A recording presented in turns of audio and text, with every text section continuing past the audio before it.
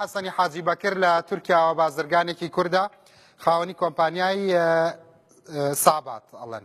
سڵاو ڕێزم بۆتەیە فەرموو گوێت لە بەرنامەکەم بوو سەرنجت چییە؟ بەڵێ کاگڕانج ئەو کاتە باش بەخێراتنی میوانە هازیزەکان دەکەم. من لە فەیسبوکەوە بەڕاستی ئێستا گوێم لە بەرنامەکەی جەنابەت بوو هەندێک سەرنجم هەیە لەسەر ئەو بابەتانەی ئەو برادرانە باسیەکەن. بەس بە خێرایی احترامەن بۆ تەلەفۆنەکەت ئەگین کاتی ئەمانە فەرقی نییە بەڵام فەرموو سەرنجەکانت بڵێ. ئازیزی منی من وەکو کۆمپانیای سابات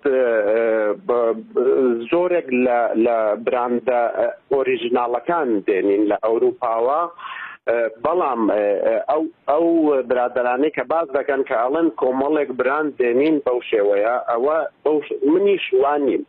کەس ناتوانێت نیو کۆلێکشن لە ئەوروپاوە بێنێت و بەو سەرانەی کە ئەوان باسەکەن بەو نرخانەی هەمووی ستۆکە لە کوردستانە. بەڵێ ستۆکن هەمووی ستۆکن، هیچ کەسێک ناتوانێت نیو کۆلێکشن بێنێ، هەر هەمووی ستۆکە. من خۆم بۆ خۆم ستۆک دێنم لە ئەوروپاوە و نامەوێت باسی هیچ براندێکی شتم بۆ ئەوەی ئەو برادرانە عاجز نەبن، بەڵام دڵنیابەت لەوەی کە هیچی نیو کۆلێکشن نییە.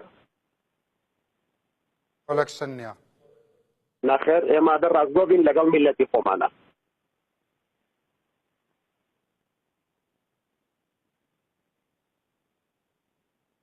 قەت کەس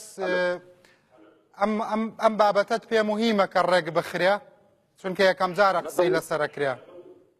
بەدڵنیایەوە زۆرم پێ گرنگە و ئەوە ئەکەوێتە سەر ژووری بازرگانیەکان و من تەوان ویستومە چەند جارێک ئەو مەسەلیان لەگەڵا باز بکەم، بەڵام یعنی ئەوانش ئیستیجابەیان نییە. من لەگەڵ ڕێزم بۆیان ئیستیجابەیان نییە بۆ ئەوەی کە براندەکان ڕێک بخەن. ئەوان بەس باز دەکەن لە مێدیاکانەوە لە بەردەمی جەنابیان لە هەر میدیایەکی ترەوە قسە بکەن ئەڵێن وا دەکەین، بەڵام لە ڕاستیا خۆی وان نییە.